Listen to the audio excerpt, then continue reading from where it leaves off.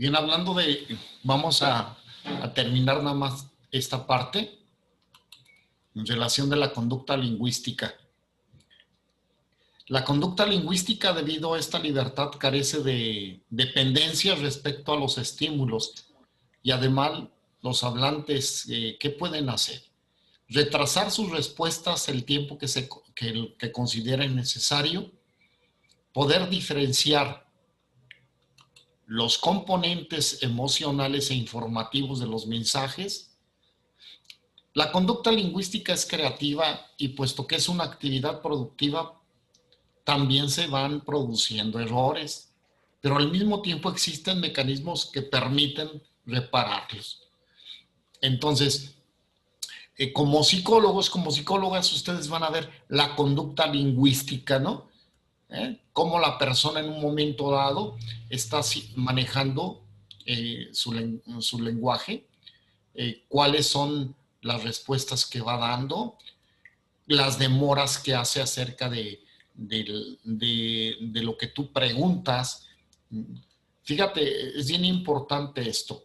Cuando tú estás frente a tu paciente y le dices, háblame de tu papá, y le cuesta trabajo iniciar este tema, empieza a tener expresiones en sus rasgos faciales, ¿sí? En sus movimientos, en sus manos, ¿no? Ya se demora para entrar al tema. Quiere decir que es un núcleo ahí de conflicto. Háblame de tu jefe. ¿Qué piensas acerca de tu centro de trabajo? ¿Cómo te sientes aquí? O sea, y tú analizas entonces la conducta lingüística que tiene la persona y esto te va a hacer llegar a ti información acerca de sus emociones, sentimientos, de sus pensamientos, etc. Entonces, y la conducta lingüística también sirve para reparar, fíjate, aquí nos habla que puedes construir y se cometen errores, pero también pueden repararlo.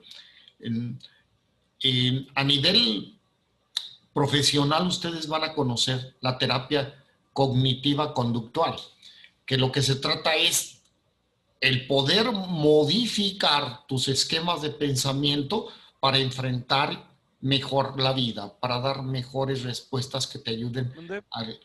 ¿Perdón? ¿Sí, Cristian? ¿O tú eras Osvaldo? Osvaldo, ¿sí tenías alguna pregunta?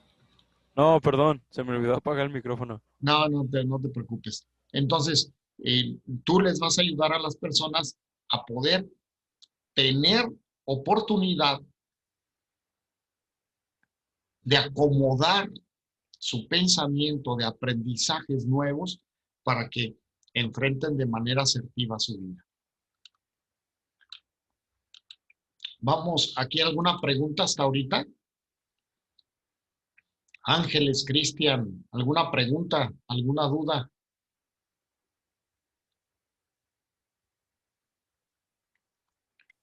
Mm, Pues no, porque me lo está explicando y ahorita lo entiendo, al rato no sé. No, al rato también. Y al rato mejor. Vamos a pasar entonces a la psicolingüística. La psicolingüística, vamos a definirla, pero no nada más se trata de la definición, sino vamos a tratar de desglosarla. Es una disciplina que trata de descubrir cómo se produce y se comprende el lenguaje por un lado y cómo se adquiere y se pierde el lenguaje por el otro. ¿Sí? Hablamos de procesos. En estos procesos nosotros lo tenemos en diferentes autores y ya habíamos visto uno de ellos, ¿no? Piaget. Vimos cómo en un momento dado va construyendo el niño su pensamiento, cómo construye su lenguaje y cómo enfrenta y comprende su mundo, su entorno. Entonces, pero también así como se logra desarrollar el lenguaje, también se puede perder. ¿Y cómo se puede perder, Ruth? ¿Por qué causas? Por algún trauma Por o algún problema físico o accidente, no sé. ¿Sí? Y también por parte de algún problema emocional, ¿o no? Sí, o sea, sí, También. algún conflicto que tenga que le haya causado pues ese trauma y deja de hablar, ¿no? Ajá. Entonces, sí podemos ver cómo se desarrolla el lenguaje, pero también podemos ver en algunas circunstancias cómo se puede ir perdiendo. Y se puede ir perdiendo de manera paulatina o se puede perder de una manera así severa, drástica. ¿A causa de qué? De lo que decía Ruth, de un trauma físico, un accidente, existe una lesión, y accidente no es automovilístico, puede ser un accidente a nivel de alguna hemorragia interna, una ruptura, existe ahí un aneurisma. El aneurisma, ¿sí conocen ustedes los aneurismas? Sí, sí saben qué es un aneurisma. ¿Tú, Celina, has escuchado acerca de esto, de los aneurismas? Es como, Sí. ¿cómo se dice? Es cuando se inflaman, ¿no? Los vasos sanguíneos en el cerebro. Sí, Se inflama y se hace un globito, ¿sí? Y este globito, por la presión, puede reventarse y entonces una hemorragia.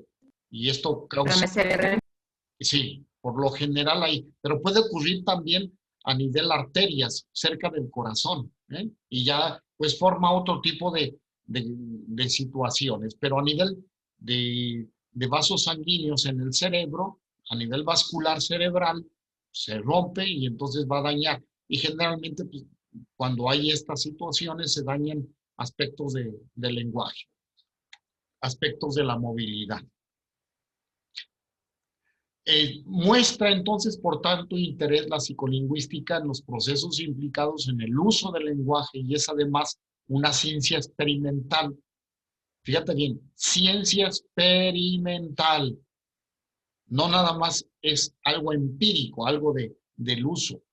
Exige que sus hipótesis y conclusiones sean contrastadas sistemáticamente con datos de la observación de la conducta real de los hablantes en situaciones diversas.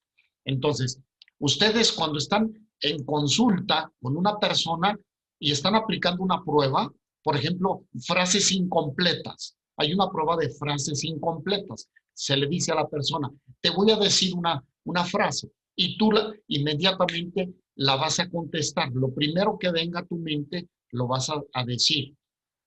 Y entonces tú estás en ese momento haciendo un ambiente experimental, porque estás aplicando un protocolo y vas a registrar una respuesta. Y entonces, ante esa situación, tú tienes los elementos para poder contrastar la hipótesis, o sea, desde el motivo en que llega tu paciente y la hipótesis que tú te estás generando en relación al planteamiento hecho, para luego aplicar las pruebas pertinentes y poder comprobar tu hipótesis. ¿Estamos? Si la situación que tú estás viendo es de que la persona tiene problemas en relación a su capacidad de aprendizaje, no vas a aplicar una prueba de personalidad, vas a aplicar una prueba de inteligencia para analizar entonces cómo anda su atención, concentración, memoria, su resolución de problemas, etcétera. Entonces vas a aplicar para poder contrastar. Contrastar es del original y de tu resultado de la prueba, ves cuáles elementos están para poder hacer un diagnóstico. Entonces, el objetivos de la psicolingüística son básicamente estos dos. Análisis de las actividades de producción y comprensión del lenguaje. Análisis de las actividades de producción y comprensión. no nada más es la producción, sino la comprensión. Se han encontrado con gentes que les dan a leer un documento y que les dices al término del mismo, ¿qué es lo que decía? El contenido. Y la persona dice, espérame un momento, y lo buscan leerlo nuevamente. ¿Qué hicieron? Hicieron una producción, la lectura, pero no hubo la comprensión. Y tenemos en nuestros días un problema muy serio, ¿eh? Tenemos fallas tremendas en la lectura de comprensión. Lectura de comprensión. Los niños, y lo puedes determinar en niños que leen un problema y luego no saben cómo resolverlo. Entonces, ese es un problema de comprensión del lenguaje.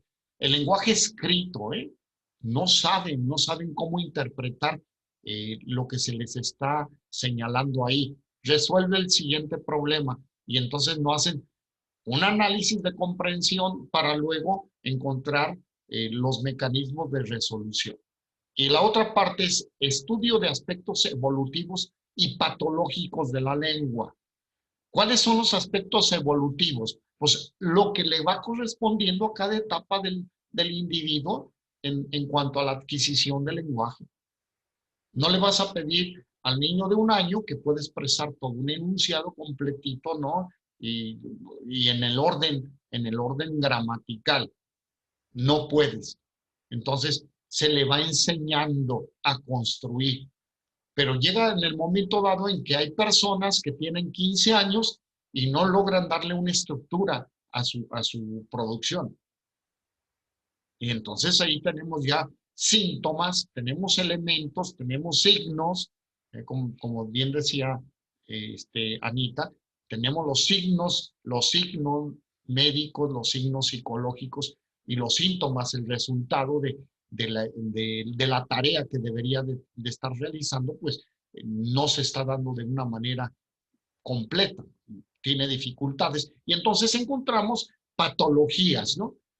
¿Qué significa la palabra patológico? Enfermedad, ¿sí? Así es, la enfermedad. Entonces, esto es lo que va a buscar como objetivo comprender la psicolingüística, la producción y la comprensión del lenguaje y los aspectos de su desarrollo, así como de los trastornos que pueda haber. Porque si existe un trastorno en la lengua, puede haber un trastorno también en la adaptación, en la comprensión de su entorno.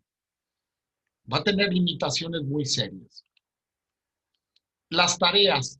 Entonces, se plantea la comprensión y la producción del lenguaje en estos dos planos, en el oral y el escrito. O sea, se van a analizar ambas.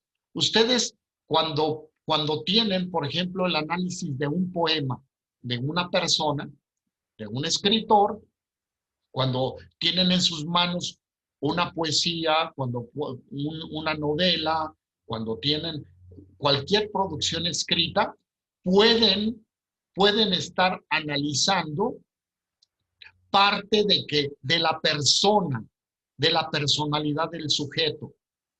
Si la poesía está en su trama, en su desarrollo, está plasmando aspectos muy sentimentales, ¿no? Y siempre habla del amor, la ternura, está reflejando algo de la persona. Y cuando la poesía habla de agresión, de muerte, de tristeza, también está reflejando. Por eso es que hasta en las producciones cinematográficas, ustedes pueden ver quién es el escritor y quién es el director y quiénes son los actores, y ya se dan cuenta por dónde va, ¿no? Un ejemplo de ellos, le digo, imagínate a Sylvester Stallone, ¿no? Cuando escuchas el nombre de este artista, inmediatamente, ¿qué tipo de películas creen que va a ser? Rambo y Rocky Balboa. Muy de Rocky, ¿no? Y ya está establecido ahí y se van por esa línea. Y así tenemos, ¿no?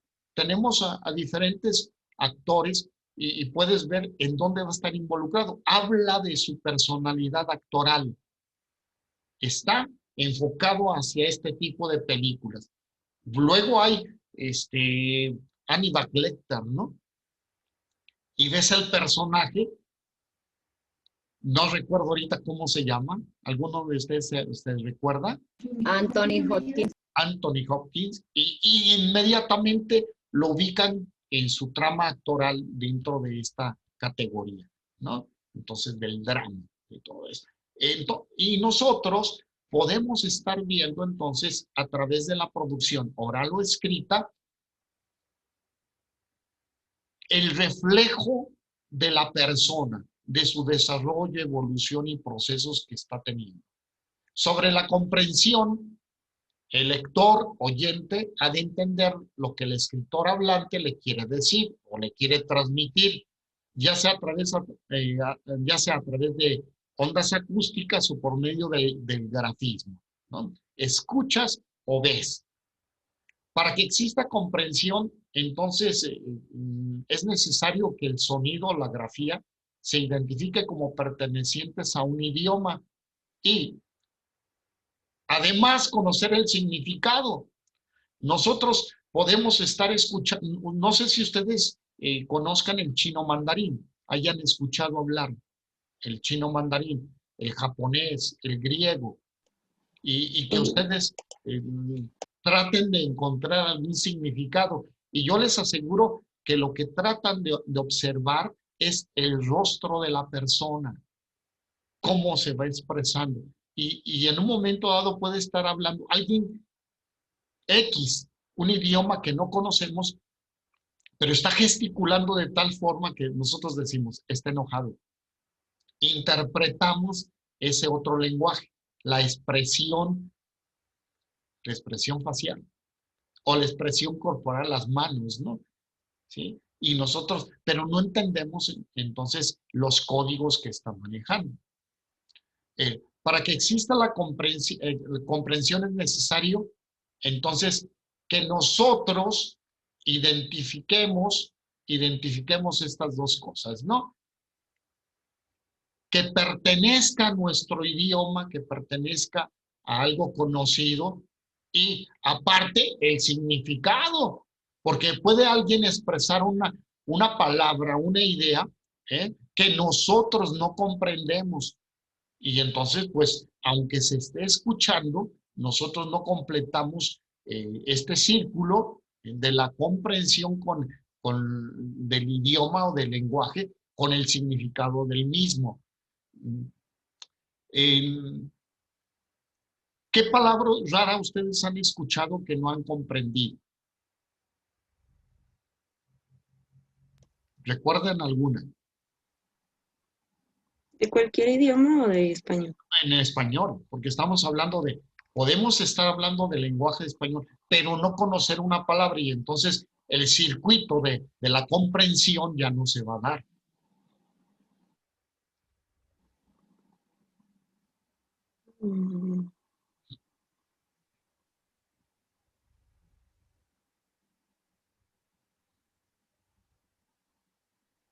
Una palabra o una expresión.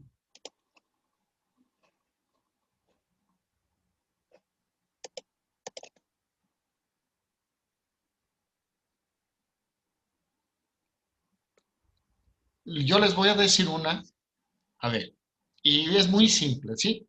Pero cuando están en un ambiente escolar, hablan de ruta de mejora. ¿Cuál va a ser la ruta de mejora para este ciclo escolar? Y entonces, si no estamos compenetrados, si no estamos familiarizados con este tema, nosotros nos podemos imaginar cosas, pero quizá sea cercano o muy lejano del significado de esta expresión, la ruta de mejora. Pero para alguien que está familiarizado, la va a comprender inmediatamente, ¿sí? Bueno, pues así nos podemos encontrar con palabras o expresiones que en un momento dado no comprendamos el significado de las mismas y nos perdamos en este sentido. Entonces, la comprensión implica una globalidad, el contenido y el significado. Una oración gramatical es la muestra más clara de la globalidad, ¿sí?, en la transmisión de un mensaje. Entre más completo esté un enunciado, más fácil entonces será de comprender, ¿cierto? Inclusive hasta en la expresión, cuando le dice Ruda a su marido, ¿cómo amaneciste, mi amor? ¿Sí? A decir, ¿cómo amaneciste, mi amor? Hasta la expresión, ¿eh? No nada más es en la estructura, sino hasta en la expresión misma del enunciado. La oración, posee un significado más completo en la suma de sus partes. Aquí viene un ejemplo, ¿no? Nosotros tenemos partes aquí divididas, la 1, la 2, la 3, ¿no? Dice, la primera parte, el gato blanco. Segunda, está comiendo. 3, en el tejado. Tenemos 3 partes que completas la oración, me está llevando a comprender todo el significado de esta acción. Pero si yo nada más tomo una parte, ¿no? Sin tomar las otras, está comiendo. ¿Quién está comiendo, no? En el tejado, ¿qué está? ¿Qué hay en el tejado? Y el gato blanco, sí, está el gato blanco, nada más, pero no me está representando ninguna acción. Entonces, nosotros también nos vamos a encontrar con personas que dicen comunicar algo, pero ¿qué creen? Que no lo hacen de manera completa. Y entonces nos dejan con partes y nosotros no la comprendemos. Por eso es que la expresión que se hace ante estas situaciones, háblame más de ello, explícate más. Dame más elementos, ¿no? Para poderte comprender. Como esto ocurre en el lenguaje de los niños, cuando el niño está enojado, molesto, él cree que cuando está presente con la autoridad, está lloriqueando y entonces es que me pegaron, ¿no? Y está llore y llore, pero él ya da por hecho de que todos conocen quién le pegó, por qué le pegó, etcétera. Y permanece en esa conducta del llanto.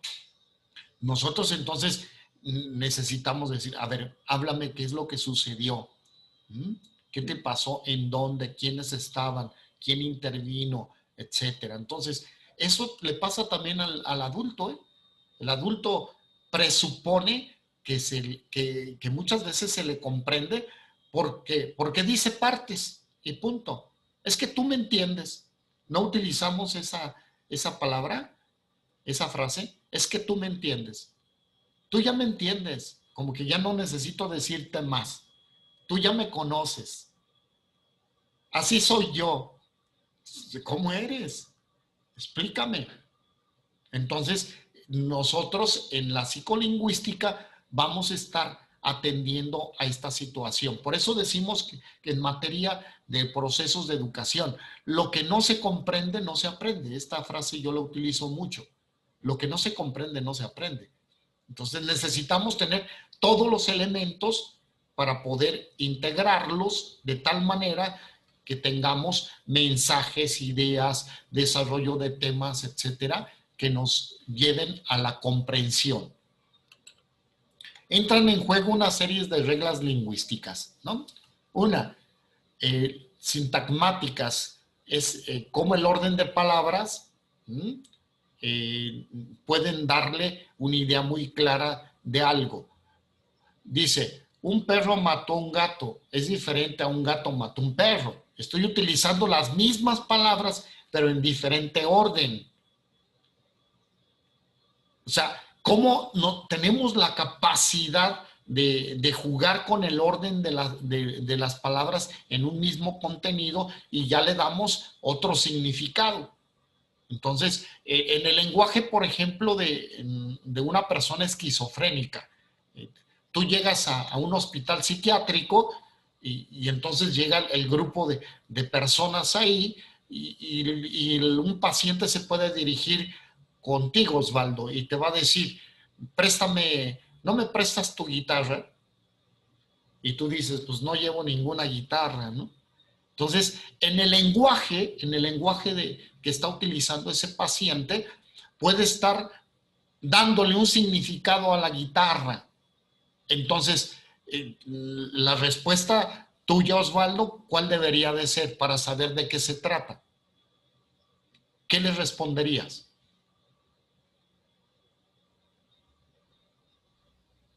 ¿Me lo puedes repetir? No lo entendí.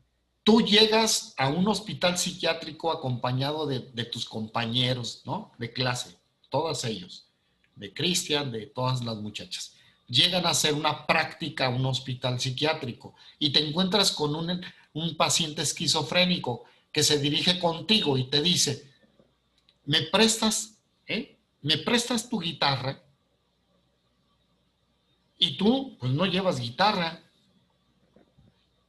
¿Cuál sería tu respuesta ante esta situación? Pues podrían ser dos. Una sería decirle, sí, aquí está, y hacer como que saco una guitarra de algún estuche y dársela para ver su reacción. Y yo te digo, se enojó. Se enojó. Y dice, no, préstame tu guitarra.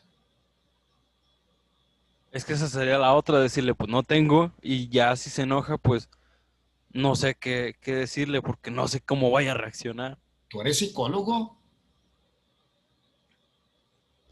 Andy.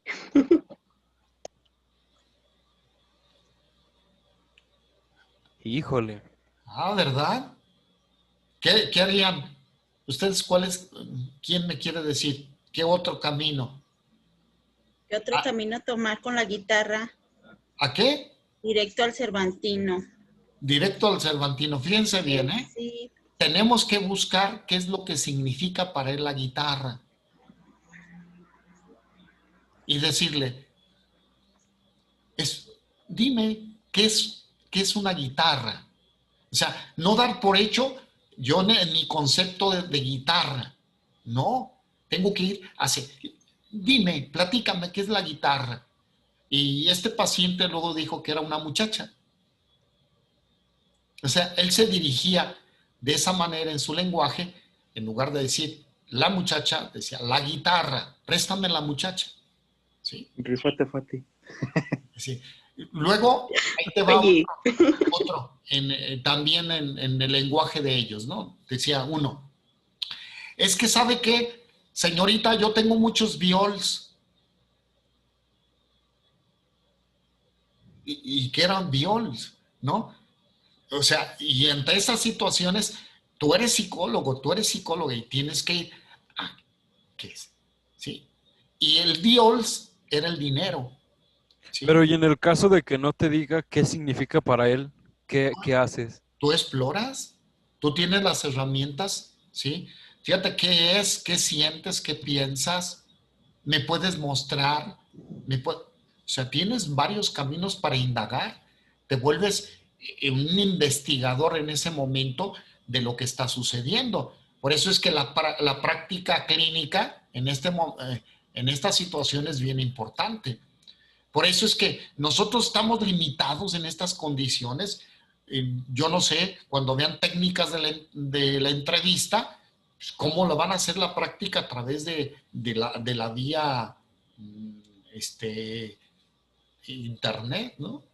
¿Cómo? ¿Cómo se les va a retroalimentar? Entonces necesitamos la cámara Gesell para que vean el ejercicio y que ustedes se observen, se graben, se retroalimentan entre ustedes y digan, oye, tú hiciste esto. Oye, me pareció excelente esto. Oye, te faltó, hiciste de más. O sea, tu posición corporal, etcétera. Expresaste enojo ante este tema. O sea, es bien importante lo que se tiene que hacer en estos momentos, porque la situación virtual nos tiene limitados, ¿eh?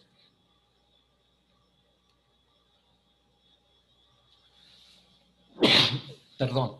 La otra parte, entra en juego lo paradigmático. Entonces, No es lo mismo que dice, llegaré el lunes que llegaré el martes. O sea, lo preciso. Tenemos que ser precisos en nuestras expresiones. Y lo pragmático es el ejercicio de la función. En este ejemplo dice, ¿puedes encender la luz? Y la respuesta es sí, pero la persona no la enciende. Y la conclusión es que D no capta la intención de A. O sea, a veces es lo que les digo, ¿puedes encender la luz? ¿Cuándo?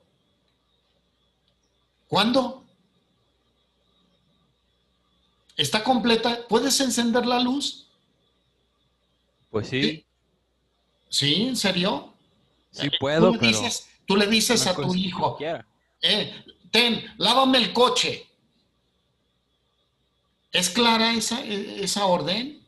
No, porque el niño no va a saber si lo va a querer lavar para hoy o para un mes. En un niño y en un joven y en un adulto.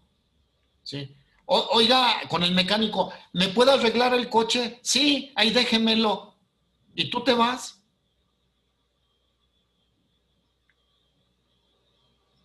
Y regresas y ya no tienes coche. Y no tiene el coche listo, ¿no? Y puedes regresar al día siguiente y no lo tiene. ¿Por qué? Porque no fueron claros. O sea, todos se quedaron con la situación del dar por hecho. Oh, Celina, va a haber una reunión el siguiente lunes a las 8. ¿Qué? A las 8. Enterado, entendido. Sí, Está bien. ¿Y por dónde o qué? Conferencia en vivo. 8 de la mañana, 8 de la noche, ¿en dónde? ¿Quiénes? Tal. O sea, y dan, sí, nos vemos a las 8. Y Celina llega a las 8 de la mañana y yo llego a las 8 de la noche. Entonces, es por eso que en el uso del lenguaje, la lingüística analiza todos estos aspectos. ¿Mm? Profe, Dime. ¿no se supone que en las 8 son en la mañana? ¿Se supone? ¿Se supone? Pero hay gente que maneja el horario de 24 horas y te dice a las 20 horas. Ajá, está bien, es correcto, ¿no? Es correcto. Pero sí hay que estar hablando acerca de, ¿y me comprendiste? O sea, para retroalimentar, que me diga, a ver, oye, ¿sí te quedó claro cómo va a estar la reunión? Entonces, ahí doy oportunidad ante lo que dije, ante lo que expresé, que la otra persona me confirme y si estamos en el mismo canal, ¿no? Bien. El marco científico de la psicolingüística, ¿cuáles son los pilares en que se apoya? Dice aquí, se apoya en el estudio de la biología y la computación. Vamos a ver esto rápidamente. Biología, ya lo vimos todo el marco, ¿no? Todo la neurofisiología, todo lo que, las cortezas cerebrales que están en juego para la producción del lenguaje. ¿Y por qué la computación? Porque la actividad verbal es básicamente un procedimiento de manipulación simbólica y un sistema que requiere conocimientos, representaciones y algoritmos. ¿Qué tal? Fíjate bien, ¿por qué de la computación?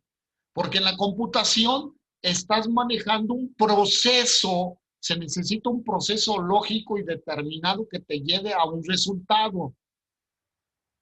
¿Ustedes saben programar Excel, por ejemplo? ¿Las fórmulas? ¿Programar en dónde? ¿En Excel?